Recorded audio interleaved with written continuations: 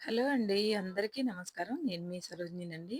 ఇలా మనం పొయ్యి మీద ఒక గిన్నె మందం గిన్నె పెట్టుకోండి. లేదంటే ఇలా నాన్ స్టిక్‌దైనా పర్లేదండి.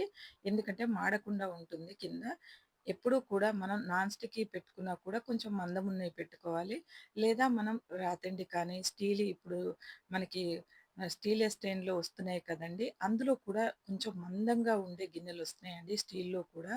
చాలా బావుంటాయండి. ఇలాంటి ప్రసాదాలు మనం ఏదన్నా తయారు చేయటానికి, నైవేద్యం స్వామివారికి ప్రిపేర్ చేయటానికి కొద్దిగంత నెయ్యి మాత్రం వేసుకోవాలండి. ఒక గ్లాసుడు చిన్న రవ్వండి ఇది. చిన్నది గోధుమ రవ్వ. సన్నగా ఉంటదండి. అది ఆశీర్వాద్‌లో దొరుకుతదండి మీకు.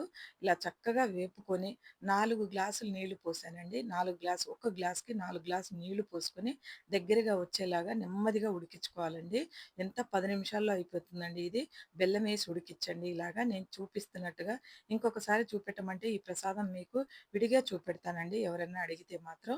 ఇలా చూడండి చక్కగా మనం స్వామివారికి నైవేద్యం పెట్టుకోవచ్చండి.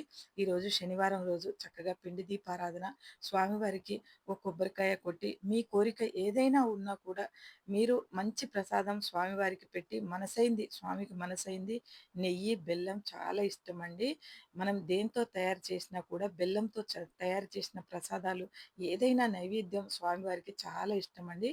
వీలైతే పులిహోర కానీ మీకు ఏది వీలైతే పరమాన్నం ఏదైనా కూడానండి ఆఖరికి లేకుండా ఉంటే పాలు వేడి చేసి అందులో కాస్త బెల్లం వేసేయండి. లేదా కొంచెం అటుకులు వేసేసి కొద్దిగా బెల్లం వేసేయండి. ఏమి ఏమీ కాదండి. వేడి పాలల్లో అటుకులు వేయడం వల్ల ఆ ప్రసాదం కూడా పాయసం కిందికే వస్తది. లేదంటే కాస్త తేనె చుక్కలు వేయండి పాలల్లో. చాలా మంచిదండి.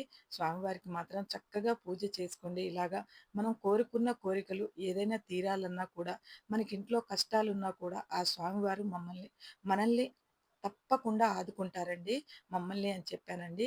ఎందుకంటే మమ్మల్ని అనే చెప్తానండి. మీరు కూడా మా ఫ్యామిలీ అండి. అందుకే మీ మంచి కూడా కోరుకుంటూ ఈ పూజనైతే పూర్తి చేసుకున్నా అండి. Thank you.